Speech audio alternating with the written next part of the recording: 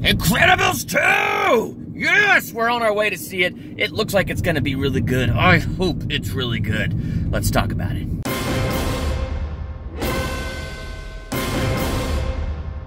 Welcome to Durbania. I'm Durbin, and this is my spoiler-free review for The Incredibles 2. So was it awesome? Is it worth seeing this weekend? Yes, and yes, it was awesome, and it is worth seeing this weekend. Now, if you're asking me, is it better than the first one?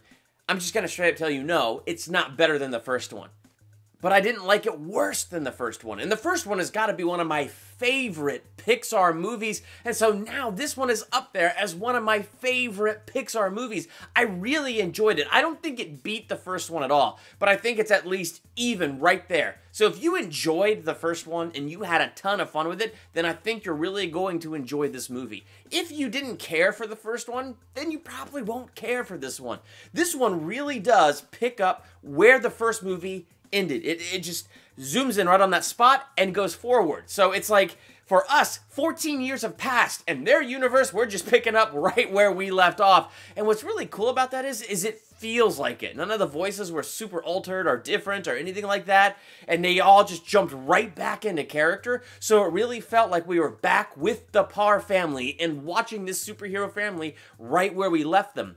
So that was something really cool. I mean, straight to the point where we're talking about Violet and her date on Friday. That's the closest to a spoiler I'll give in this spoiler-free review. I'm just illustrating the fact that it is really good at just picking up right where the last one left off and leaving you with that feeling you had with that first one. And it just, if you were to watch them back to back, it would just be like one long movie that has two plots, and somewhere in the middle the plot changes to this other thing.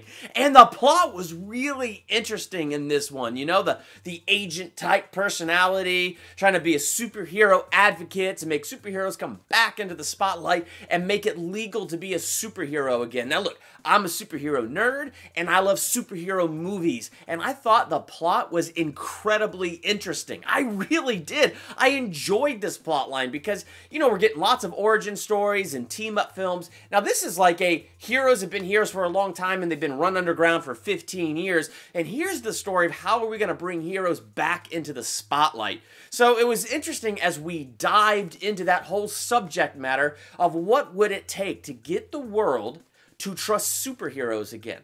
Now, they did have a lot of fun jokes. You saw it in the trailer, the new math joke and things like that. So it's like, the last one was 14 years ago when we weren't having those conversations. But again, that's what it's great that it feels like it carried on where the first one left off. But at the same time, they could throw in stuff that's going on right now and you can have a lot of fun with it. I like the look and feel of it. The animation was incredibly good. But they had a lot of like really cool looking technological gizmos that look very modern or futuristic. And then a lot of things like the TVs and the cars and the telephones look so retro. So it's like, what time period does this even take place in?